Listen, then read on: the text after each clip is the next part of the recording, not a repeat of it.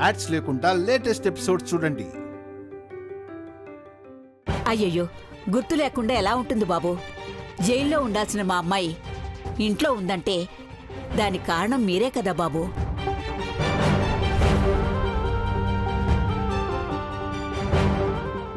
మాకు సహాయం చేసిన వాళ్ళని మర్చిపోయే అలవాటు మాకెప్పుడూ లేదు. మేం చేసిన సహాయం మీకోసమే కాదు, మాకోసం కూడా.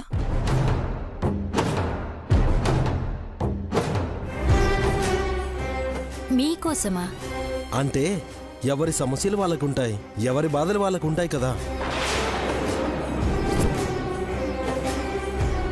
అలాగే వాళ్ళ వల్ల మాకు కూడా కొన్ని బాధలున్నాయి.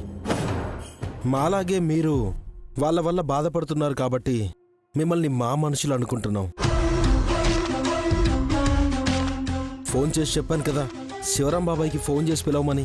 చేశారా? చేయకుండా ఎలా ఉంటాను? వెంటనే చేశాను. వస్తూ ఉంటారు.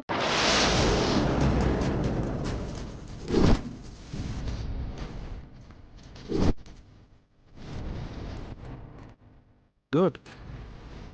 ఇప్పుడు మీరు ఎక్కడా తగ్గొద్దు. ఇప్పుడు మీరు తగ్గారు అంటే ఇంక జీవితంలో మీరు ఎప్పుడు ఏమీ అడగలేరు. ఎంతైనా పెద్దవాళ్ళు, కొంచెం భయంగానే ఉంది బాబు. భయం ఎందుకు? తప్పు వాళ్ల వైపు ఉన్నప్పుడు మీరు భయపడాల్సిన అవసరం లేదు. అవునమ్మా, మనమెందుకు భయపడాలి? ఏం తప్పు చేశామని? ఇంతకాలం మీకు మేమున్నామంటూ సాయం చేసిన వాళ్ళు ఈరోజు నన్ను జైలు పాలు చేశారు.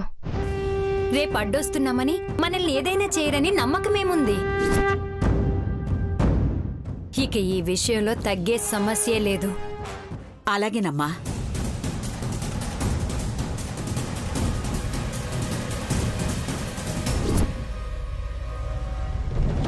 కరెక్ట్గా చెప్పావు. నువ్వన్నట్టు ఈరోజు జైలుకి పంపించారు. రేపు ఇంకేదైనా మీ వల్ల ఇబ్బంది అనిపిస్తే మీ ప్రాణాలు తీయడానికి కూడా వెనకాడరేమో కదా. మరీ అంత దుర్మార్గులు కాదులే బాబు. ఎవ్వరూ దుర్మార్గులుండరు. అవసరం తప్పు చేయిస్తుంది. ఆ తప్పు డబ్బు కావచ్చు, ప్రాణం కావచ్చు.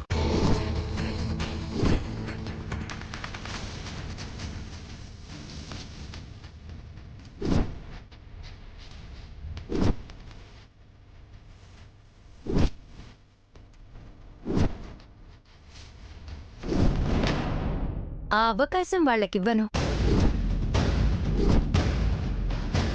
ఇంతకాలం ఆయన చుట్టూ తిరిగింది ప్రాణాలు పోగొట్టుకోవటానికి కాదు.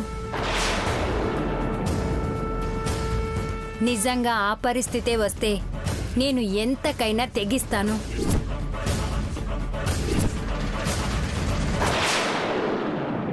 సర్లేమ్మా, నీకింత అవమానం జరిగిన తర్వాత ఊరుకోమని నేను మాత్రం ఎలా చెప్తాను?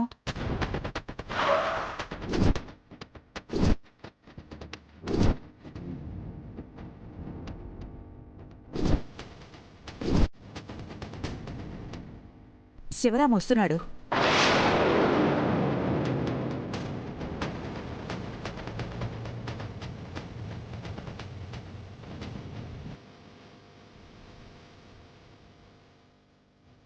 రండి అల్లుడు గారు, రండి. కూర్చోండి అల్లుడు గారు. కాఫీ గాని టీ గాని తీసుకురమ్మంటారా?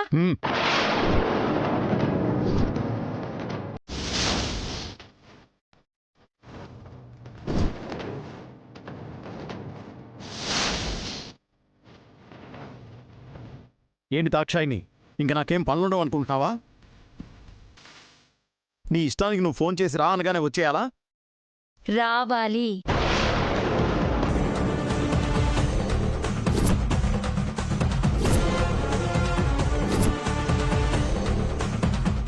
రావాలి.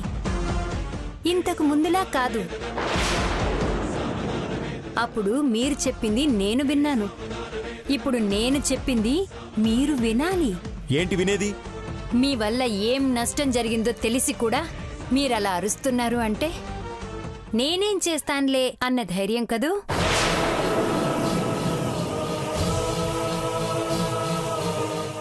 నేనేం చెయ్యగలనో మీ ఇంటి వరకు వచ్చి చూపించమంటారా?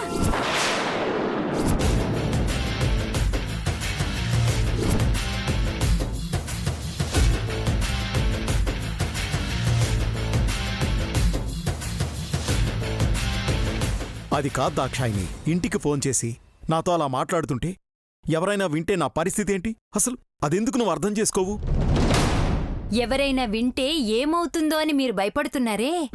మరి 10 మందిలో నీ భార్య నన్ను అవమానించింది, నీ కొడుకు అరెస్ట్ చేసి జైలుకు పంపించాడు. ఆ బాధ నాకుండదా?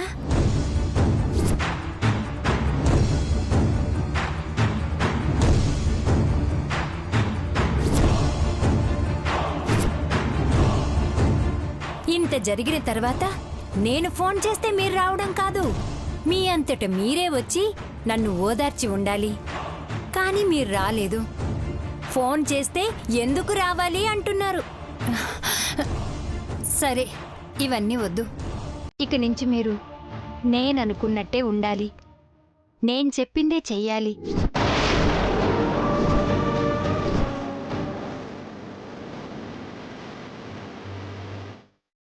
దాక్షాయిని, అక్కడున్న పరిస్థితులు నువ్వు చూశావు. చుట్టూ మా అత్తయ్య మావయ్య అందరూ ఉన్నారు. వాళ్ళందరి ముందు నేనేం మాట్లాడలేక కామ్గా ఉండిపోయాను. అంతేగాని నిన్ను అరెస్ట్ చేశారంటే నాకు మాత్రం బాధగా ఉండదా? బాధను మనసులో పెట్టుకుని చూస్తూ ఉండిపోతే లాభమేముంది? అరెస్ట్ అయి జైల్లో ఉంది నేను, నలుగురిలో అవమానపడింది నేను.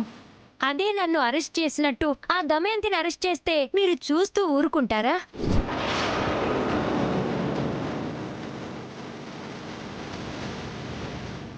చెప్పండి, మీ భార్యకో న్యాయం, నాకో న్యాయమా?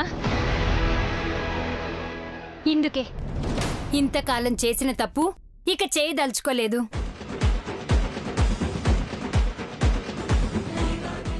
ఇక నుంచి నీ భార్యకెంత హక్కుందో ప్రతి విషయంలోనూ నాకు అంతే హక్కుంది. భార్యగా మీరు తనని ఎలా చూసుకుంటారో నన్ను అలాగే చూసుకోవాలి.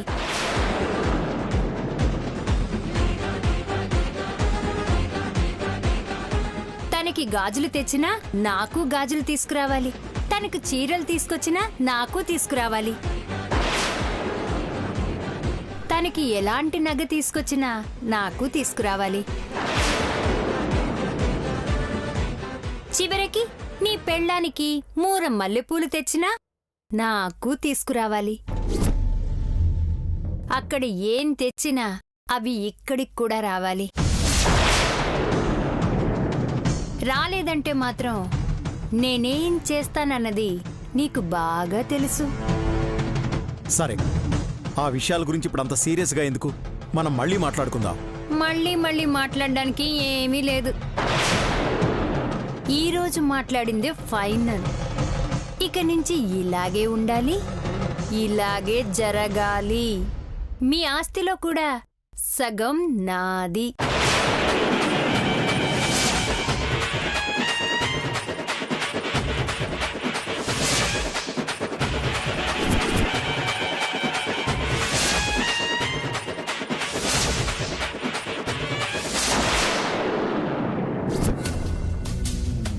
దాక్షాయిని, ఆస్తి అంతస్తులంటే అందరివి. ఆ అందరిలో మీది ఉంటుందిగా. ఆ మీదిలో సగం నాది. అదే చెప్తున్నాను. పోలీసులు అరెస్ట్ చేసేసరికి అమ్మాయి చాలా బాధపడింది అల్లుడు గారు. అందుకే అలా మాట్లాడుతుంది. ఏం చేస్తాం, మా బాధలు మావి. మిమ్మల్ని ఇబ్బంది పెట్టకుండా మా బ్రతుకులేవో మేం బ్రతుకుదాంలే అనుకున్నాం. కానీ బ్రతకనిస్తున్నారా? అందుకే ఇక నుంచి మిమ్మల్ని ఇబ్బంది పెట్టైనా సరే మేము బ్రతకాలనుకుంటున్నాం. బావగారు, ఇంతకాలం మిమ్మల్ని ఇబ్బంది పెట్టని దాక్షాయిని చూసుంటారు. ఈ రోజు నుంచి నా గురించి పట్టించుకోకపోయినా, నేను చెప్పింది జరక్కపోయినా నాలో కొత్త దాక్షాయిని చూస్తారు. అర్థమైందా?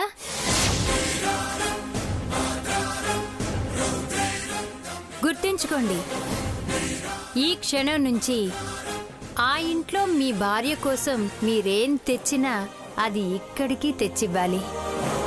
తీసుకురాని మరుక్షణం నేను మీ ఇంట్లో ఉంటాను.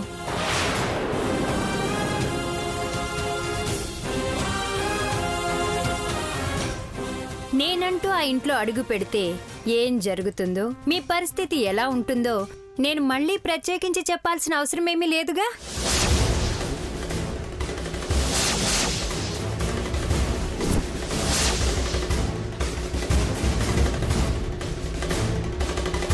సరే దాక్షాయిని, నువ్వు చెప్పినట్టే చేస్తాను.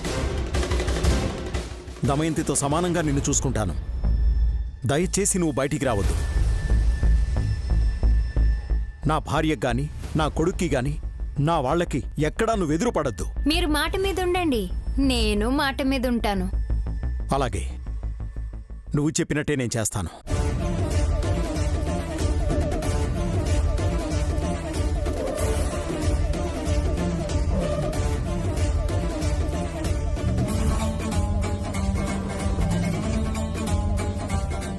మాట్లాడ్డానికి నోరే రాదనుకున్నాను. పర్లేదు, బానే మాట్లాడుతున్నారు. నాకు జరిగిన అవమానం నాతో మాట్లాడిస్తుంది. నా జీవితంలో జైలుకి వెళ్లాల్సిన పరిస్థితి వస్తుందని నేనేనాడో అనుకోలేదు. అలాంటిది ఆ దమయంతి వల్లొచ్చింది.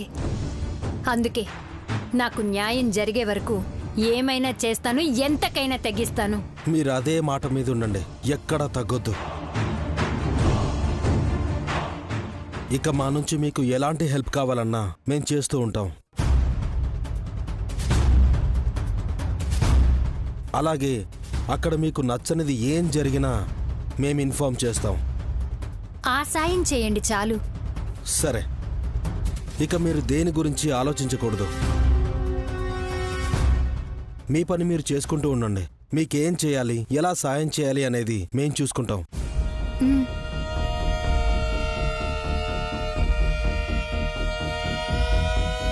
ఏంటమ్మా ఇది? ఉన్నట్టుండి అల్లుడు గారితో ఒక్కసారిగా అలా మాట్లాడిసా? మాట్లాడించారమ్మా.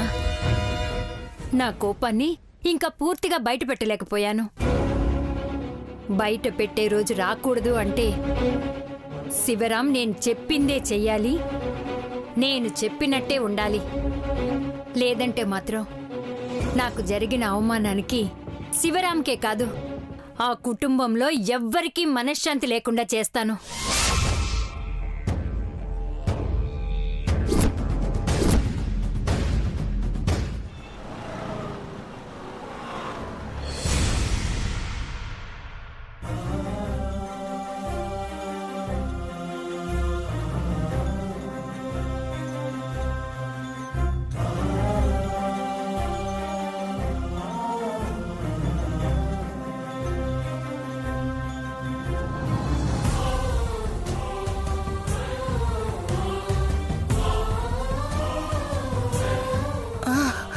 అమ్మా, అమ్మా, వదులు నన్ను. అమ్మా, వద్దు. ఇలా నాకు దగ్గర కావాలని ప్రయత్నించద్దు. దూరంగా ఉండు. తల్లికి బిడ్డ దగ్గర కావాలనుకోవడం తప్ప అమ్మా. తల్లి బిడ్డ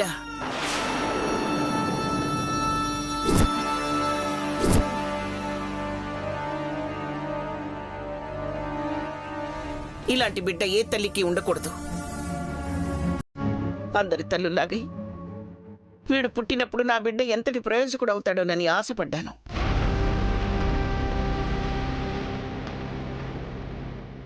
ఈ ఇంటి పరువుని వీధుల్లో ఊరేగించేంత అప్రయోజకుడు అవుతాడని ఇప్పుడే తెలిసింది.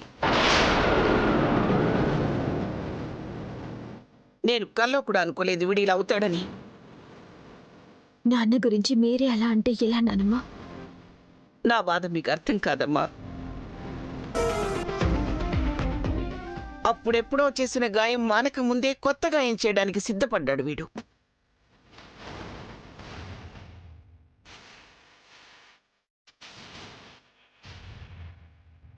లేదమ్మా, నువ్వు బాధపడే పని నేను ఎప్పుడు చేయనమ్మా. ఇంత జరిగాక నిన్నెలా నమ్మమంటావు?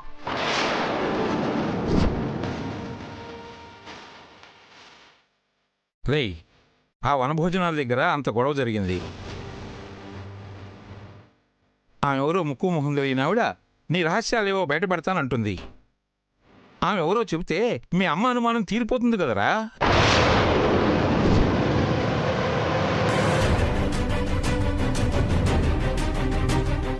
చెప్పొచ్చు కదా అన్నయ్య.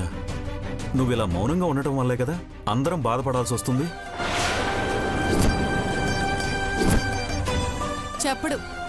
ఆయన గారు ఎందుకు చెప్తారు? తప్పుని తప్పు అని ఒప్పుకోలేకే కదా ఆ రోజు మాధురితో వెళ్ళిపోయాడు. మళ్ళీ ఇప్పుడు ఇంకెవరు తయారయ్యారో? వీడి ఇంట్లో అడుగు పెట్టినంత వరకు కష్టం సుఖం ఏదైనా 4 గోడల మధ్య జరిగిపోయింది. కానీ ఇప్పుడు మళ్ళీ ఈ ఇంటి పరువు వీధికెక్కుతుంది. గతంలో జరిగిన దానికి ఆయన ఇప్పటికీ బాధపడుతున్నారు. మళ్ళీ తప్పు చేస్తారని ఎలా అనుకుంటున్నారమ్మా? ఇదిగో ఇలా సమర్థించే రెండో దాన్ని తెచ్చుకునేలా చేసుకున్నావు. ఇప్పుడు కూడా సమర్థించు, మూడోది కూడా వస్తుంది.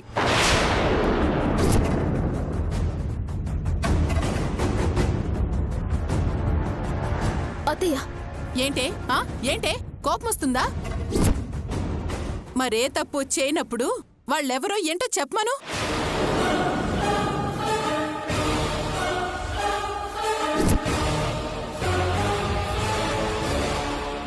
చూసారా, మాట బయటికి రావటం లేదు. ఇంకా ఇలాంటి వాడిని ఎలా నమ్మమంటారు మీరు? రెండో పెళ్ళాన్ని తీసుకొచ్చినప్పుడు ఏం మాట్లాడిందో ఇప్పుడు అదే మాట్లాడుతుంది. వీళ్ళు మార్రు. రెండో పెళ్ళాన్ని భరించడానికి అలవాటు పడింది కదా, మూడో పెళ్ళాన్ని కూడా భరిస్తుందేమో.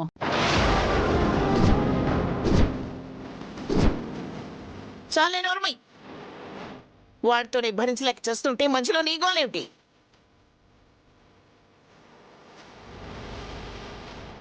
నేను నిజం మాట్లాడితే ఎవ్వరికీ నచ్చదు, అదేంటో.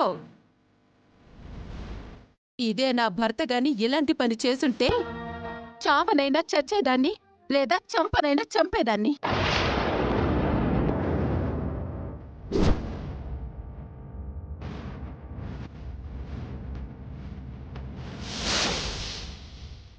దమయంతి, మాట్లాడింది చాలు, పోరా బయటికి. మాట్లాడిన వాళ్లతో మాట్లాడించరు, మాట్లాడే వాళ్ళని మాట్లాడినెవరు. మీరెంతే.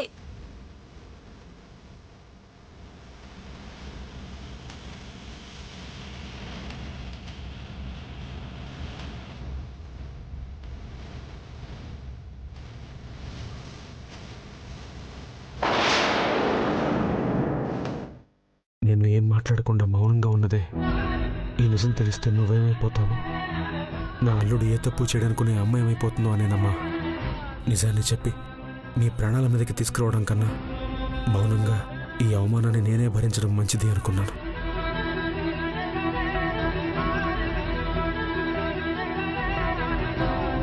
ఎందుకు నాన్న మౌనంగా ఉంటున్నారు? అందరూ ఎన్ని మాటలు అంటున్నా ఎందుకు వాళ్ళు ఎవరు ఏంటనేది చెప్పడం లేదు? ఎప్పుడు మా నాన్న తప్పు చేయరు. అలా అని అందరూ ఇలా అపార్థం చేసుకుంటుంటే ఎన్నాలని చూస్తూ ఊరుకోవాలి? నాన్న మౌనానికి కారణమేంటో ఎలా తెలుసుకోవాలి?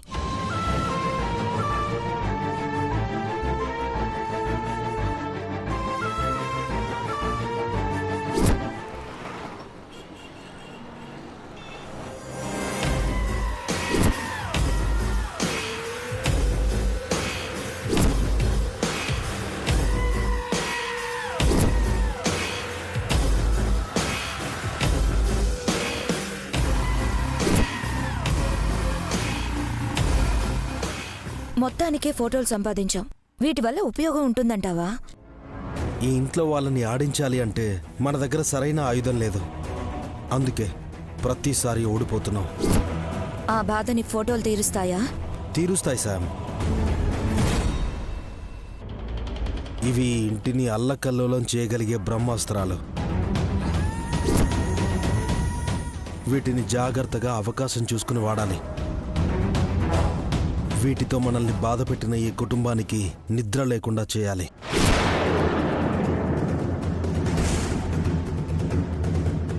రే తమ్ముడు,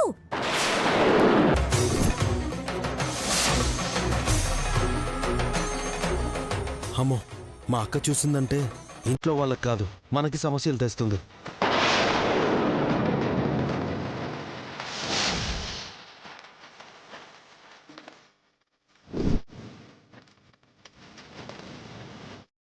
ఏంటక్కా?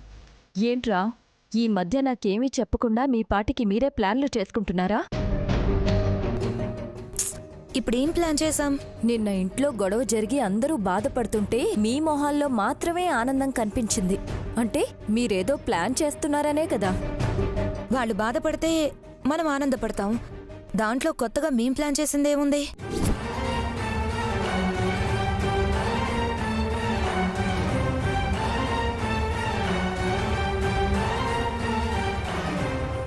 అక్క, నీకు నువ్వు ఏదేదో ఊహించుకుని గోల చేయకు. మాకు ప్లాన్ చేసే అవకాశం వాళ్ళు ఇవ్వాలి కదా.